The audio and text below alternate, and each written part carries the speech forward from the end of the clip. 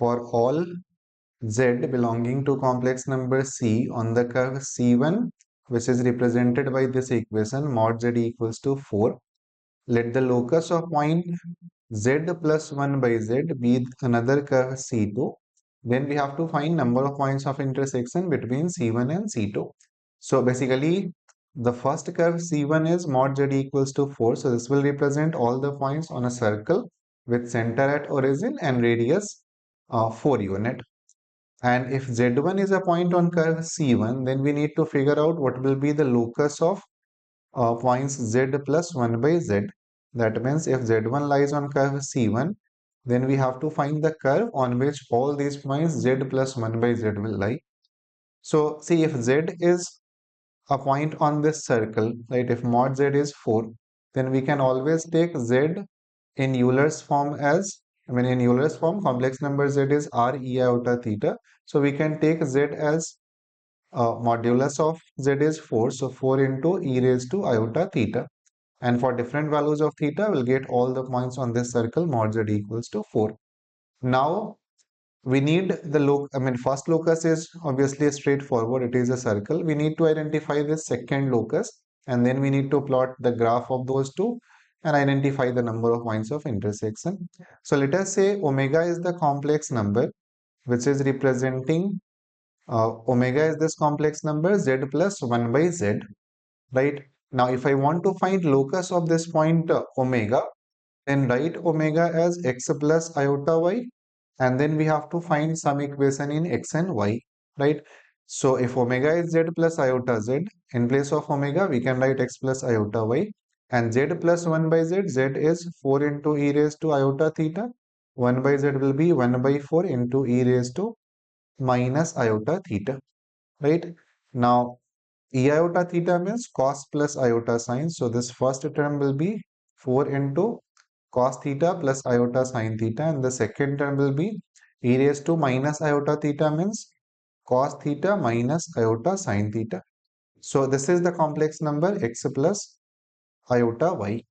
Now we know that if two complex numbers are equal, then their real part as well as imaginary parts are equal. That means the real part x, this will be 4 cos plus 1 by 4. So 4 plus 1 by 4, that will be 17 by 4 cos theta. And similarly, if I equate the imaginary part, then y will be 4 sine minus 1 by 4 sine. So that will be 15 by 4 sine theta. Now clearly you can see that this is parametric equation of ellipse. X equals to a cos theta and y equals to b sine theta. And if I need equation of this ellipse, then you can write cos and sine from here and then square and add. So clearly you can see that you will get x square by 17 by 4 square. This will be cos square theta from this first equation. Let us call this equation 1 and 2.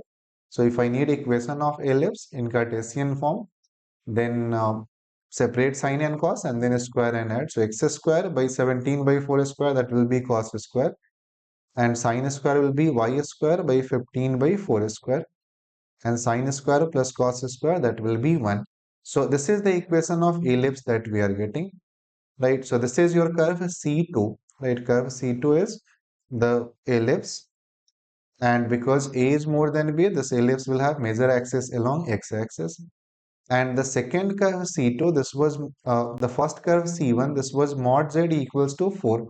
Mod z equals to 4 means x square plus y square equals to 4 square, right? In place of z, if you write x plus iota y, then this is the equation that you are getting.